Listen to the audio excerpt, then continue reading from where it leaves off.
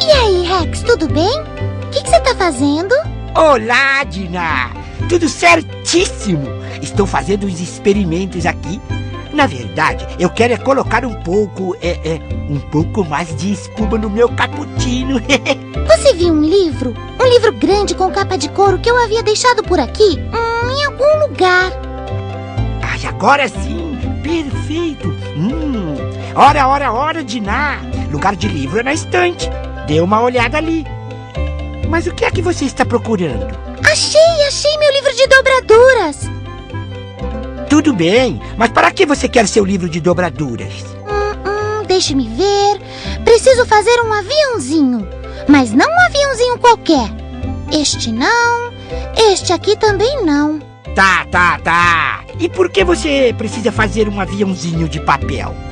Para entrar num concurso de aviãozinho de papel. Você não tá sabendo? Legal! Também posso participar?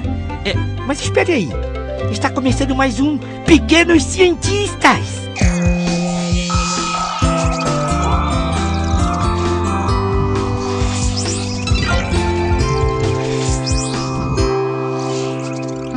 Está muito bom. Voou muito baixo. Eu estava aqui pensando. Você sabia que além dos insetos e de algumas aves, o homem também pode voar? Sei sim, mas para que o homem possa voar, é preciso que ele use um meio de transporte. Um avião, um balão ou até mesmo uma asa delta. Rex, falando nisso, você sabe quem é o pai da aviação? Você não é a única sabichona por aqui, não. Já estive pesquisando o assunto. O pai da aviação é um brasileiro. Isto mesmo, o brasileiro Alberto Santos Dumont. Voar não foi sempre assim, não. Vários foram os modelos e várias as tentativas. Até que um brasileiro, nascido na cidade de Cabangu, em Minas Gerais, Alberto Santos Dumont, chegou ao modelo final, o 14 bis. O aparelho, em seu primeiro voo, percorreu 60 metros em 7 segundos, a uma altura de aproximadamente 2 metros, diante de uma enorme plateia, no dia 23 de outubro de 1906, na Praça de Bagatelle, em Paris, na França. Nossa, que legal! Agora sim! Agora o meu. Isto sim é que é voar. Dina, me responda esta. Por que as aves voam? Agora você me pegou. Brincadeirinha! Dei uma olhadinha em uns livros, pesquisei na internet. Tem a ver com penas, ossos pneumáticos e até conversei com uma especialista para entender melhor. Veja só!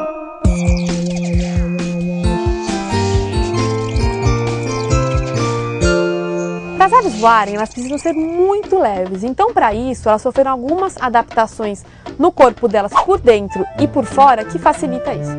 Começando pelas penas. Todas as aves, elas possuem penas. Isso é fundamental para elas poderem voar. Outra coisa são os ossos. As aves, elas possuem ossos pneumáticos, que são ossos ocos por dentro e são muito leves. Além disso, as aves que voam, elas possuem o osso do peito chamado externo em forma de quilha. Então, cabe grande quantidade de músculo no peito, o que facilita as aves a estarem batendo as asas. E falando por dentro delas, as aves elas só possuem o ovário esquerdo ativo. O ovário direito ele é bem pequenininho. Outra coisa, as aves elas botam ovos, todas botam ovos. Então, elas não precisam carregar nenhum filhote no ventre dela. E para terminar, aquelas aves que voam, elas não possuem bexiga, porque a bexiga é um reservatório de água, então elas iriam ficar muito mais pesadas. Além disso, elas possuem sacos aéreos. Os sacos aéreos, eles têm uma função muito importante. A principal delas é o quê? Reserva de oxigênio, de ar. Principalmente para aquelas aves que voam em grandes altitudes e para aquelas aves que precisam flutuar. Elas ficam muito mais leves por causa disso.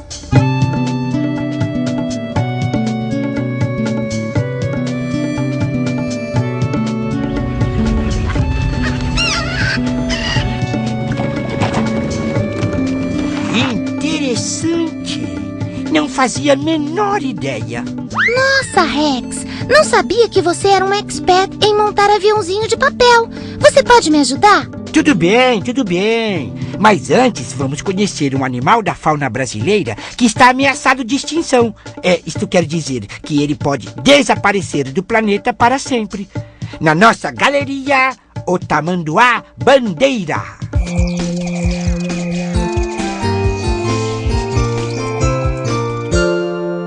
O tamanduá bandeira é um mamífero quadrúpede, assim como a vaca ou o cachorro, mas o focinho fino e comprido, o corpo peludo e magro e o rabo que parece um disparador de pó fazem do tamanduá um bicho muito diferente. Um tamanduá chega a medir 1,5 metro de comprimento e sua cauda longa pode medir até 90 centímetros, chegando a quase o mesmo tamanho do seu corpo. Vive nas florestas e no cerrado de toda a América do Sul e são muito comuns no Brasil. O que mais impressiona nesse animal é o seu hábito alimentar. O tamanduá é um verdadeiro aspirador de formigas. É o único mamífero que não tem dentes. Ele é banguela e sua boca é bem comprida e fina. Para pegar os insetos, o tamanduá usa sua língua, que é fina, comprida e gosmenta. Para abrir um formigueiro ou até mesmo um cupinzeiro, ele usa as garras afiadas das patas dianteiras. O tamanduá chega a comer 30.000 formigas por dia! Nossa! No Brasil, existem várias espécies deste animal, mas é o tamanduá bandeira a espécie mais ameaçada de extinção. As fêmeas desse tamanduá têm um filhotinho por vez, quase sempre na primavera. Por ser muito pequeno e frágil, o filhote é carregado nas costas da mãe até cerca de 1 ano de idade.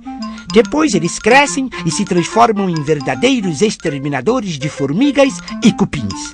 O tamanduá pode viver até 25 anos. O tamanduá é um animal bem diferente mesmo, hein? Você sabia que no zoológico de São Paulo já nasceram vários filhotes de tamanduá bandeira? Sei sim! Outro dia entrei no site do parque e fiquei sabendo um pouco mais sobre os animais que moram lá. Falando em voar, você sabe a profissão de quem estuda as aves? Eu também dei uma de repórter e fui falar com uma amiga minha lá no zoológico, uma ornitóloga. Legal! Vamos conhecer um pouco mais sobre esta profissão?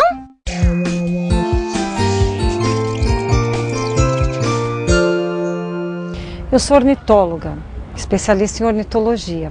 Ornitologia quer dizer ornito, aves, logia, estudo. Então, eu sou uma especialista em aves. Para você ser um ornitólogo, é necessário fazer um curso de biologia, uma faculdade, e se especializar na área através de estágios dentro da própria universidade ou em instituições governamentais e não governamentais que trabalhem com aves.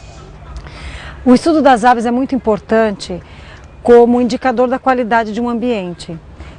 Esse estudo ele pode ser feito através de censos, que são contagens e identificação das espécies. Você pode identificar as espécies através do levantamento pelo canto das aves ou através da captura e marcação com anilhas, que se chama anilhamento. Dependendo das espécies que você encontra em determinada área ou que você deixa de encontrar, isso indica a qualidade.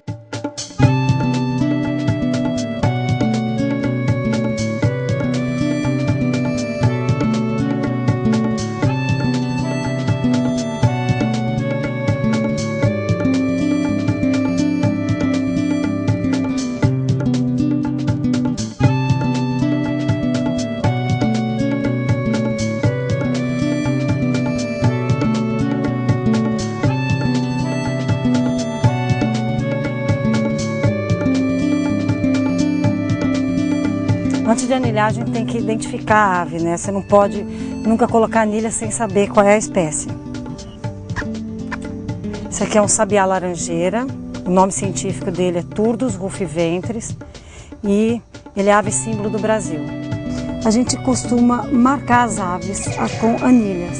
Anilhas são anéis metálicos, confeccionados geralmente em alumínio, que tem uma letra que corresponde ao diâmetro da perna da ave.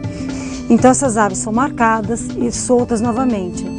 Quando elas são reencontradas, a informação deve ser encaminhada para um centro especializado do IBAMA e o endereço está escrito na anilha.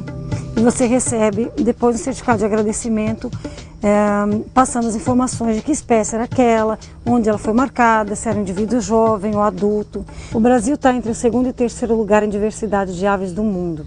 Para você ter uma ideia, representa 18% de espécies de aves de todo o mundo.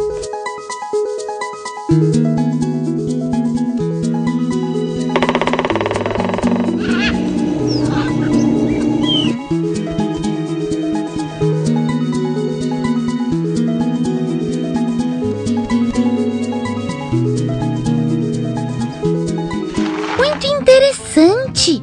Trabalhar com os animais deve ser muito bom mesmo. Mas você viu, Rex? Só um especialista pode fazer a colocação de anéis nas pernas dos pássaros. Isso mesmo, Diná. Puxa vida, o programa de hoje foi tão rápido. A gente aprendeu um montão de coisas, não é mesmo?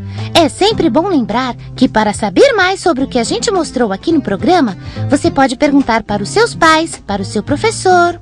Pesquisar nos livros, na internet. Bom, o programa de hoje fica por aqui. Nossa, preciso treinar mesmo, hein? Bom, agora a gente tem que treinar bastante para o concurso. Semana que vem tem mais!